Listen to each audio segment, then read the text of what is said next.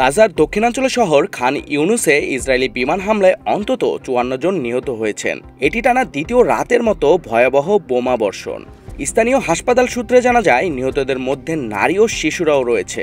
নাসের হাসপাতালের মর্গে একাধিক মরদেহ পৌঁছেছে, অনেকের দেহ ছিন্ন ভিন্ন। এই হামলাগুলি ইসরায়েলের দাবি অনুযায়ী হামাসের শীর্ষ নেতা মোহাম্মদ সিনওয়ারকে লক্ষ্য করে পরিচালিত হয়েছে। তবে এই হামলায় অসংখ্য বেসামরিক নাগরিক প্রাণ হারিয়েছেন। গাজায় চিকিৎসা ব্যবস্থা ভেঙে পড়েছে। বিভিন্ন হাসপাতাল ও চিকিৎসা কেন্দ্র ইসরায়েলি হামলার লক্ষ্যবস্তু হয়েছে, যা আন্তর্জাতিক মানবাধিকার লঙ্ঘনের শামিল। জাতিসংঘের তথ্য অনুযায়ী গাজায় ৯০% মানুষ নিরাপদ পানি ও খাদ্যের সংকটে ভুগছেন।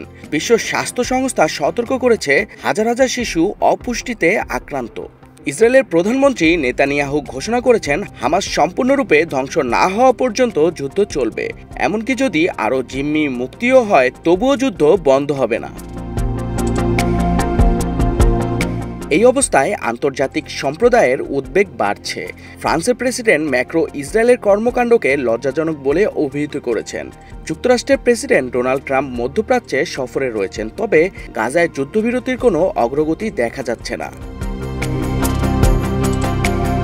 গাজায় মানবিক সংকট চরমে পৌঁছেছে। জাতিসংঘ ও অন্যান্য সংস্থা অবিলম্বে যুদ্ধবিরতি ও মানবিক সহায়তা প্রবাহ নিশ্চিত করার আহ্বান জানিয়েছেন। এই পরিস্থিতিতে আন্তর্জাতিক সম্প্রদায়ের দায়িত্ব হল নিরীহ মানুষের জীবন রক্ষা করা এবং শান্তি প্রতিষ্ঠায় কার্যকর পদক্ষেপ নেওয়া।